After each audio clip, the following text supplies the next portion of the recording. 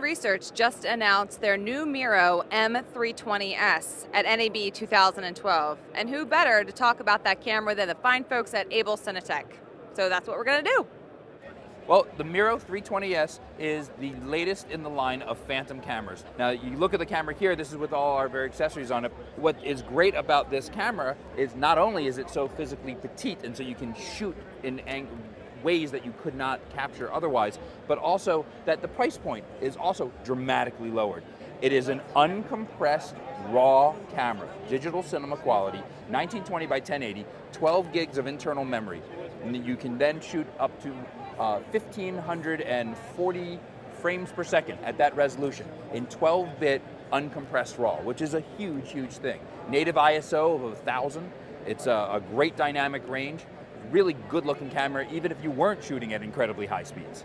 Let me tell you what the workflow is like in Phantoms in general, which is that you take a shot, and you're shooting at super high speed, so you just go into a buffer here, like just a rolling memory, and you just capture your moment that you really want, because it's such super high speed, you never like hit trigger and then hit stop, you know, it's very difficult to work that way. So it's just constantly recording, and then your event happens, you say, okay, got it. All right, well, you've filled up this huge memory, now you've got to decide what part of it you actually want as your shot, and you offload that. You can offload directly to a computer system, or you can go into internal memory. On the Phantom Flex, that's the big difference between the cameras. Phantom Flex can take the whole memory and offload it to the Cinemag in about 20 seconds. This is going to take a little bit of time. You have this new type of memory, which is the Cineflash, and this little SSD can take that signal.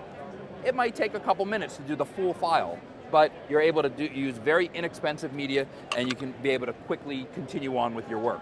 Now, once you've got it onto that, onto the Cineflash, now you can take this little card reader, eSATA connection, go to your computer, you can put another flash in there, you can hold a bunch of takes on here. This is 128 gigs on this particular one, and you'll be able to continue your work and just keep moving like a regular camera. What an editor has to know in order to work with this material, the first thing they can know is to come to our website, because we have tons of information available about it. These are uncompressed raw files. That's a hell of a thing. It's a lot of material, a really, really fat, rich file, which is fantastic for the image quality you can get out of it. I mean, it's like shooting a raw film negative at that point. But it can also be something big to work with.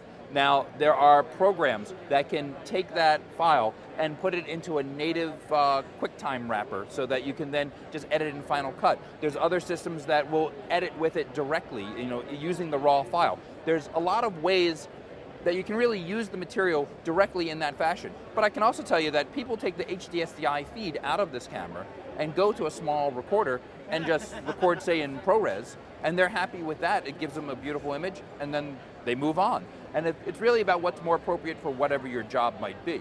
So the workflow can be quite huge, it can be very, very petite, depending on how you want to work. It's not a particularly complicated system. Back in the day, people were really afraid of raw files. Now, there's solutions aplenty for how to work with this stuff. Well, everything looks better in slow motion. But really, the way I like to think about the use of the camera is to show process, because that seems like instantaneous. But if I slow that down by 1,000 frames, 1,500 frames a second, suddenly I can see a series of steps involved. Now, when I hit my hand there, energy is transferred, the skin ripples, there's a reaction time to a person hearing it, and there's things that are going on in something as simple as that.